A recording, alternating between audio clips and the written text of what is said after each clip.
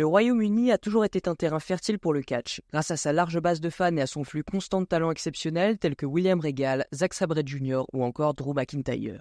Au fil des ans, la Grande-Bretagne a su produire certains des meilleurs athlètes que l'industrie n'ait jamais connus.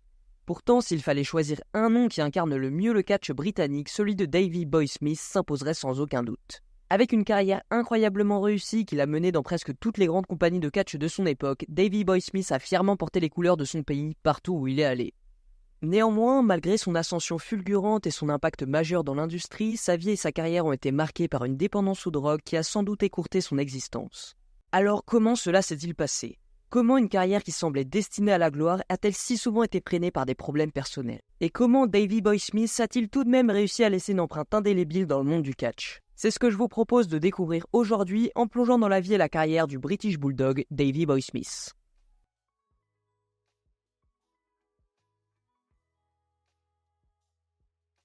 David Smith est né le 27 novembre 1962 à Goltrop dans le Lancashire en Angleterre. Et malgré un mythe populaire qui suggère le contraire, son deuxième prénom n'était pas Boy, ça venait simplement d'une ancienne particularité du nord-est de l'Angleterre où le mot était ajouté à la fin du prénom de quelqu'un pour devenir un surnom. Et ce surnom est resté pour Davey Boy tout au long de son enfance. En grandissant dans l'une des zones les plus pauvres du pays, il trouvait du réconfort en regardant le catch avec ses frères et sœurs, Terence, Joan et Tracy, où ils encourageaient les babyface comme Big Daddy et Giant Haystack lorsqu'ils affrontaient les heels de l'époque. Ça conduirait Davey Boy à vouloir monter lui-même sur le ring, mais cette envie viendrait surtout de son cousin le Dynamite Kid, qu'il adulait et considérait comme le meilleur catcheur qu'il ait jamais vu. C'est donc après avoir atteint l'âge de 15 ans qu'il a commencé à s'entraîner, prouvant rapidement qu'il avait suffisamment de talent naturel pour se faire une place à la World of Sport sur ITV, l'endroit incontournable pour voir du catch au Royaume-Uni à l'époque. Ainsi, avec de nombreux nouveaux regards sur lui, le débutant commencerait à se faire un nom, à la fois en tant que catcheur solo et en équipe. Il gravissait rapidement les échelons dans les deux catégories, étant à un moment donné tout proche de devenir le champion britannique des poids mi-lourds. En équipe, il s'était associé avec son cousin Tom Billington, connu sous le nom de The Dynamite Kid. Les deux impressionnent, peu importe contre qui ils se trouvent, et Smith sera également repéré très rapidement par une future légende de la discipline, William Regal. C'est ainsi qu'au début des années 80, les deux hommes furent repérés par Bruce Hart lors d'une tournée de recrutement de talents au Royaume-Uni. Bruce les convainc de venir au Canada où il leur trouva du travail dans la promotion de son père, la Stampede Wrestling. La Stampede, joyau de la scène canadienne du catch dirigé par le patriarque légendaire de la famille Hart, Stu. C'était un endroit où tout catcheur en devenir voulait se rendre pour apprendre à cette époque. Et comme le Canada faisait encore partie du Commonwealth britannique à ce moment-là, ça facilita la venue de Davey Boy et de Tom. Sous la tutelle de l'un des plus grands entraîneurs de l'industrie, ils développèrent davantage leur savoir-faire dans le fameux donjon de la famille Hart. Et après avoir traversé une épreuve de feu où ils étaient entraînés à la dure quotidiennement, ils en ressortent en hommes nouveaux, prêts à affronter tous les adversaires. Malheureusement, Davey habitait et vivait tous les jours avec son cousin à Calgary, qui avait un côté très sombre et était une très mauvaise influence pour lui. À cette époque, Davey était très naïf et Dynamite quant à lui était déjà dans un état très dangereux pour lui-même et pour les autres. Mais il avait une très grosse influence sur son cousin dès les premiers jours. C'est lui qui lui a fait connaître très tôt les stéroïdes et les différentes pilules antidouleurs pour être plus performant sur le ring. Néanmoins, Davey avait une bonne étoile en la personne de Bret Hart qui lui aussi s'entraînait à ce moment-là, et pour éloigner Davey de son cousin, il inventa une histoire selon laquelle son père ne voulait pas que le Dynamite reste chez lui, contrairement à Davey. Et c'est à ce moment-là que Bret l'a pris sous son aile comme un frère et s'est occupé de lui. En parallèle de leurs différends en interne, l'équipe continuait de prospérer et les deux hommes entrèrent dans une rivalité l'un contre l'autre, avec Smith remportant finalement leur rivalité et devenant le champion des poids mi-lourds du Commonwealth britannique de la Stampede. Par la suite, il partit en tournée au Japon avec la New Japan Pro Wrestling où il ajouta des techniques de strong style à son répertoire. Puis de retour, il renforça encore sa réputation en reformant son équipe avec Dynamite Kid. Les deux hommes commencèrent alors à se faire appeler les British Bulldogs, devenant la terreur des scènes canadiennes et japonaises pendant environ un an. Tous ces accomplissements finissent par attirer l'attention de Vince McMahon qui, en 1984, alors qu'il venait tout juste de commencer ses plans d'expansion nationale, cherchait à recruter tous les talents de premier plan possibles pour étoffer son roster en pleine croissance. Donc voyant leur potentiel et tout ce qu'ils avaient construit, les British Bulldogs signèrent avec lui après que Bret Hart, qui avait fait récemment ses débuts avec la compagnie, les ait mis en relation avec Vince lorsqu'il rachetait la Stampede plus tard cette année-là, devenant ainsi membre à plein temps du roster de la WWF et devenant rapidement l'une des meilleures équipes de la division. Et la raison de tout ça était évidemment grâce à leur complémentarité parfaite sur le ring.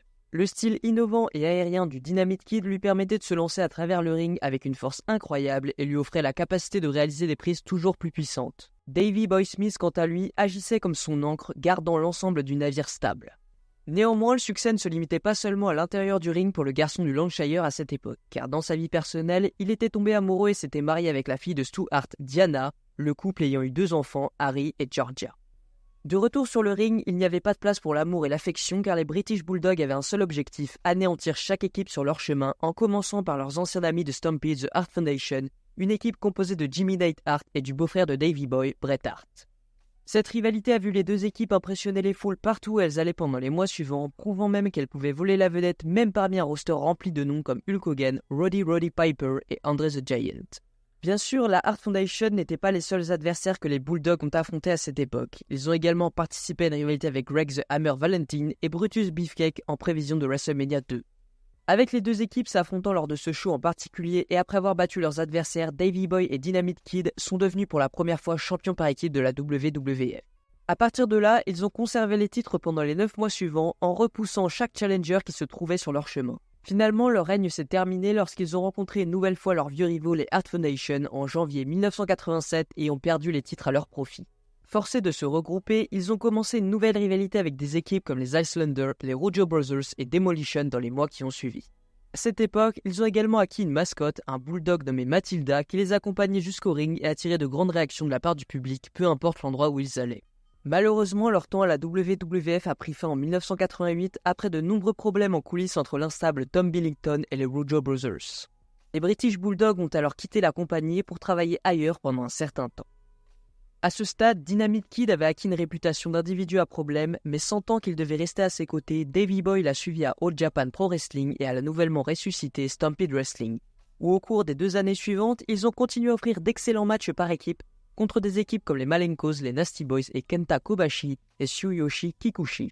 Malheureusement, ce n'était pas une bonne période en Alberta et le dos de Dynamite a commencé à se détériorer, ce qui a entraîné une prise massive d'antidouleurs et de plus gros problèmes de dépendance pour Billington. Ses différents agissements et son comportement d'autodestruction ont progressivement creusé un fossé entre eux, obligeant les 2 hommes à prendre la décision de se séparer, avec Davey Boy retournant à la WWF, mais non avant d'avoir déposé le nom de British Bulldog pour son usage exclusif. Inutile de dire que cette décision a encore plus augmenté les tensions entre les deux, mais concernant Davey Boy, il a laissé cette partie de sa vie derrière lui et se concentrait désormais à mettre toute son énergie disponible afin de mener à bien sa carrière en solo.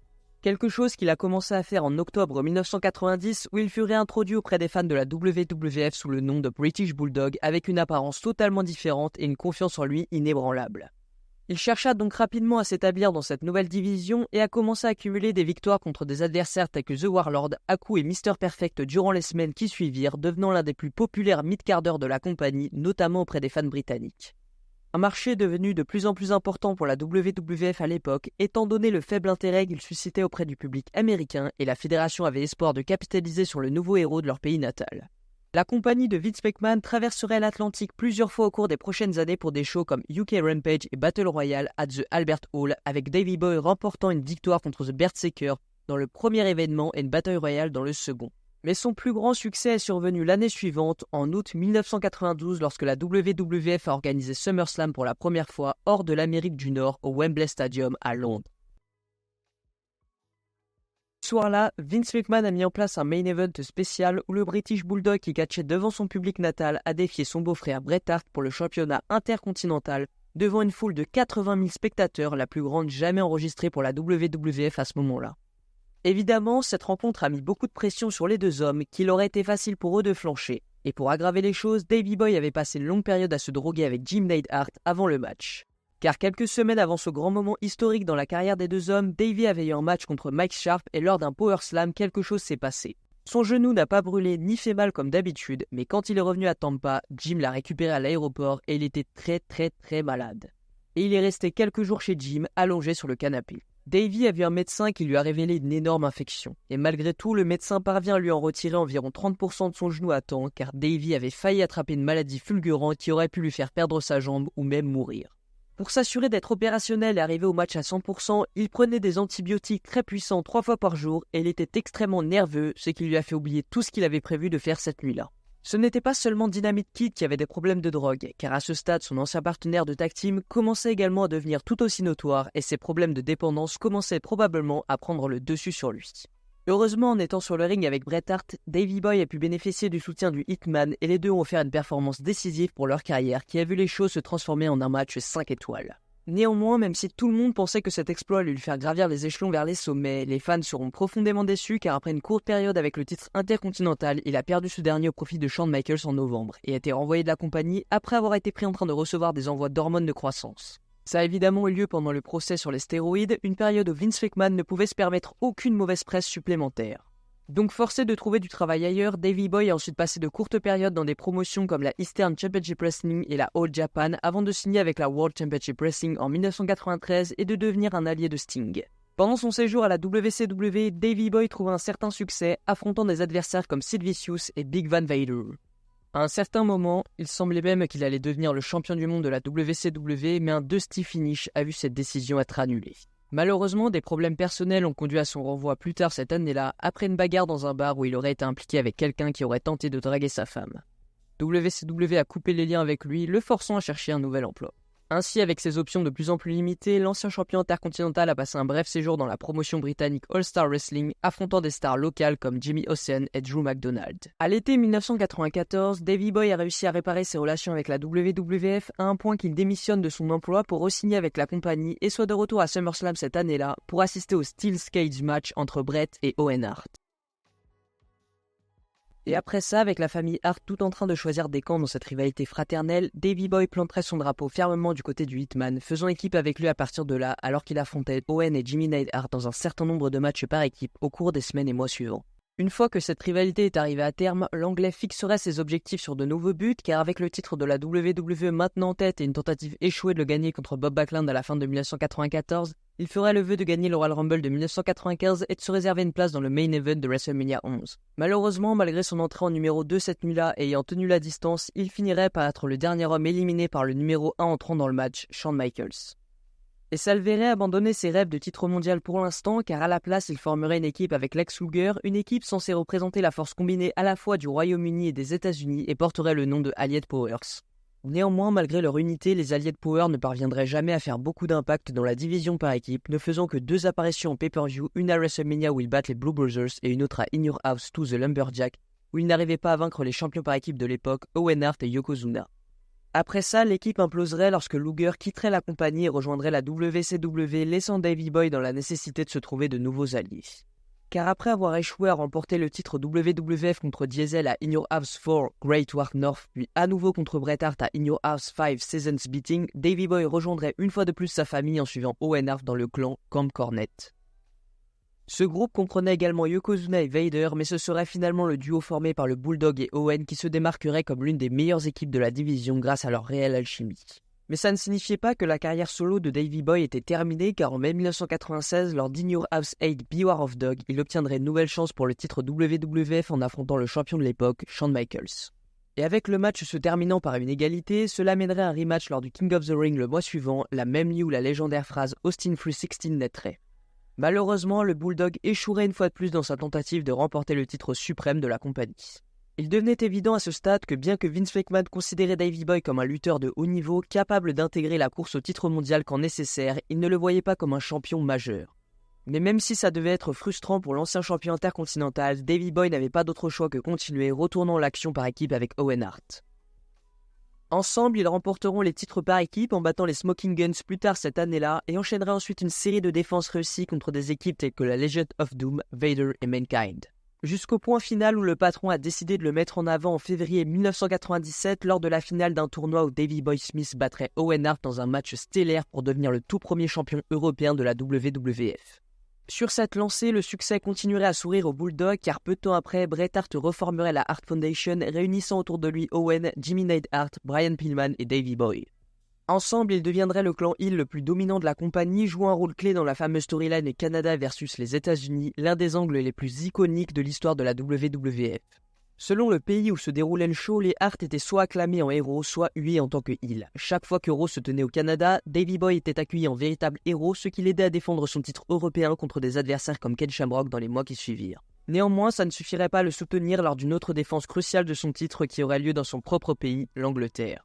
Le 20 septembre 1997, lors du pay-per-view exclusif au Royaume-Uni One Night Only, Willie perdait son titre européen contre Shawn Michaels malgré avoir dédié le match à sa sœur mourante d'un cancer qui était assise au premier rang. A l'origine, Davey Boy devait sortir victorieux de ce match, triomphant en héros local pour sa famille, mais à la dernière minute, Michaels userait de son influence en coulisses pour faire changer le résultat à son avantage, amplifiant encore plus les tensions déjà grandissantes entre lui et la famille Hart, aussi bien dans la vie réelle que sur les écrans. Et tout ça atteint son apogée quelques mois plus tard lors du tristement célèbre Montreal Screwjob du Survivor Series le 9 novembre 1997. Davey Boy quitterait la compagnie avec dégoût, rejoignant Bret Hart et Jimmy Neidhart pour signer avec la WCW. Malheureusement, à ce stade de sa carrière, Davey Boy Smith était physiquement diminué ayant pris beaucoup de stéroïdes, ce qui limitait ses performances sur le ring. Ce qui signifie qu'en 1998 à la WCW, il ne ferait pas grand-chose de marquant, souvent associé avec Jim Neidhart dans des matchs d'undercard. Jusqu'en septembre de cette année-là, où il subirait une grave blessure au dos après avoir pris une chute directement sur une trappe cachée sous le ring destinée à l'apparition de l'Ultimate Warrior plus tard dans la soirée. Pour aggraver les choses, Davey Boy n'avait pas été prévenu de la présence de cette trappe et serait renvoyé peu de temps après par Eric Bischoff alors qu'il était encore en convalescence. Eazy-E, pensant qu'il exagérait sa blessure malgré le fait qu'il avait attrapé une infection de la colonne vertébrale au cours de sa rééducation, ce qui a failli le paralyser. La douleur que l'ancien champion intercontinental ressentait était si intense que ça le pousserait encore plus dans l'usage des drogues, une spirale qui ne ferait qu'empirer même après son retour à la WWF en 1999. Maintenant, avec un nouveau personnage, entrant sur le ring en jeans au lieu de son habituelle tenue ornée de l'Union Jack, son célèbre thème musical Rules Britannia avait également été retiré, ne lui laissant que peu d'éléments pour retrouver sa popularité dans cette nouvelle Attitude Era. Malheureusement, ses blessures et sa dépendance limitaient gravement ses capacités sur le ring et il ne fallut pas longtemps pour que le British soit relégué au rôle de jobber, perdant contre des stars comme The Rock et descendant de plus en plus bas dans la carte pour se retrouver dans la division européenne. Un titre qui avait à ce moment-là perdu toute sa valeur. Néanmoins, Davey Boy tenait toujours à le reconquérir et le 26 octobre 1999, lors d'un épisode de SmackDown, il réaliserait son souhait en battant D'Lo Brown pour redevenir champion d'Europe. Après ça, il abandonnerait le titre et passerait un certain temps dans la division hardcore sans vraiment laisser de traces. Jusqu'à ce qu'il soit licencié le 27 mai 2000 après s'être présenté à un événement dans un état physique inadéquat pour lutter. Et malheureusement, les mauvais moments continueraient aussi dans sa vie personnelle à ce stade, car à peu près au même moment, Davey et sa femme Diana se séparaient, ce qui ne ferait que le plonger encore plus profondément dans un gouffre de désespoir. Mais bien que certains espéraient qu'il pourrait se remettre, il n'en fut finalement rien. Le 18 mai 2002, Davey Boy Smith souffrit d'une crise cardiaque fatale, mettant fin à sa vie à seulement 39 ans.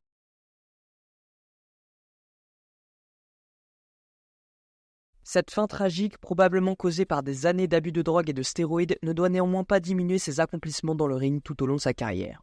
En tant qu'exemple brillant de la scène de lutte britannique, Davey Boy Smith a représenté le Royaume-Uni avec fierté et prouvé qu'il pouvait rivaliser avec ses homologues américains. Il a inspiré de nombreux lutteurs britanniques tels que Will Ospreay, Pete Dunne et Nick Aldis qui, sans l'inspiration qu'ils ont trouvée en voyant l'un des leurs à la télévision chaque semaine, n'auraient peut-être jamais cru en leur propre potentiel. Bien que sa disparition soit survenue trop tôt, il a eu l'occasion de partager quelques matchs en équipe avec son fils avant sa mort, un moment de grande fierté pour le lutteur britannique. Son fils, ayant suivi les traces de son père, a marqué son propre passage en devenant champion par équipe aux côtés des légendes de la famille Hart, Tyson Kidd et Natalia, et a ainsi perpétué l'héritage familial. En fin de compte, malgré ses difficultés personnelles, nous devons tous être reconnaissants envers Davey Boy Smith. Son histoire ne se limite pas à sa propre vie, mais incarne aussi l'importance de la lutte britannique, faisant de lui une figure extrêmement importante dans l'histoire de l'industrie. Et voilà les gars, la vidéo est terminée. N'hésitez pas à me dire en commentaire si elle vous a plu, à lâcher un j'aime et à partager la chaîne, c'est très important. Et d'ici là, je vous dis à la prochaine pour une autre histoire. C'était Vince, merci à tous.